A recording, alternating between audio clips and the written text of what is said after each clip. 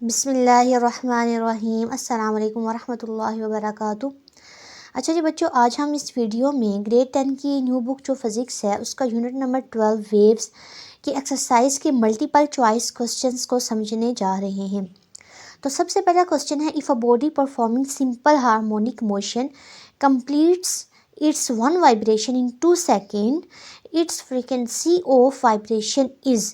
एक simple harmonic motion के साथ बॉडी जो है वो मूव कर रही है और उसकी एक वाइब्रेशन 2 सेकेंड में कंप्लीट होती है, तो फ्रीक्वेंसी क्या होगी।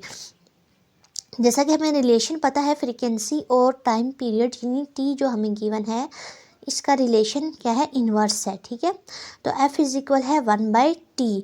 तो ये फार्मूला यूज़ करेंगे, हम 2 सेकेंड को पुट करेंगे तो हमारे पास आंसर आएगा 1/2। जो है सेकेंड को पुट करेंगे तो आंसर आएगा 0.5 हर्ट्ज़।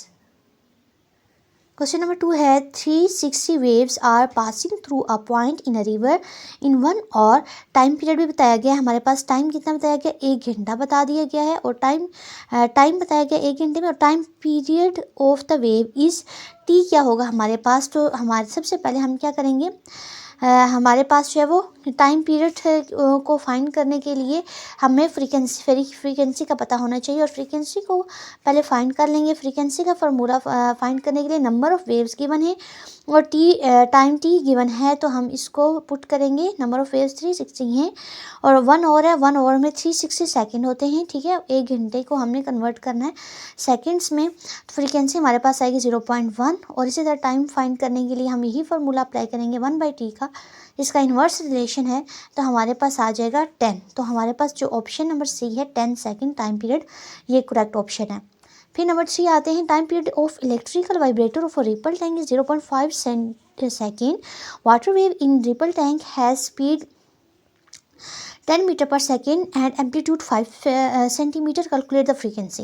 अच्छा, यहाँ पे हम ये फार्मूला भी अप्लाई कर सकते हैं, बट हमारे लिए इजी यही है कि हम फ्रीक्वेंसी का जो हम इन्वर्स रिलेशन है टाइम पीरियड के साथ, उसको अप्लाई करते हुए जो है वो वैल्यू पुट कर लें। फ्रीक्वेंसी इज इक्वल है 1/T, तो 0.5 सेकेंड पुट करेंगे तो हमारे पास आंसर आ जाएगा 2 हर्ट्ज़। तो ये हमारे पास ऑप्शन डी जो है वो करेक्ट ऑप्शन है।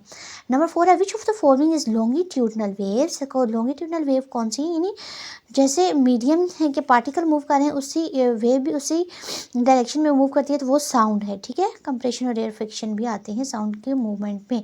नंबर 5 है, when water wave enter from deep water to shallow water.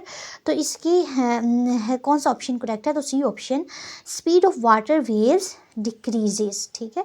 Number 6 है, listening of radio transmission in deep valley of mountain area is due to diffraction of waves, क्योंकि वो bend हो जाती है corner से mountain की, तो डिफ्रैक्शन ऑफ वेव्स की वजह से जो है वो हम सुन पाते हैं।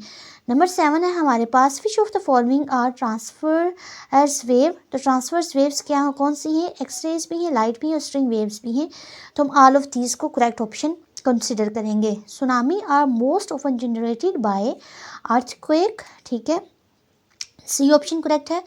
वेव्स ट्रांसफ़र, वेव क्या ट्रांसफ़र कर रही होती है, क्योंकि डिस्टर्बेंस की वजह से क्रिएट हो रही है, तो वेव्स क्या ट्रांसफ़र करती है, एनर्जी को ट्रांसफ़र करती हैं। ए ऑप्शन करेक्ट है। Number 10, which of the following characteristics of a wave is independent of the other. तो हमारे पास हमने ये रिलेशन पढ़ा, V is equal F lambda, तो वी वेवलेंथ, फ्रीक्वेंसी और स्पीड आपस में डिपेंडेंट है, तो एम्पलीट्यूड सी ऑप्शन हमारे पास जो है वो करेक्ट ऑप्शन है।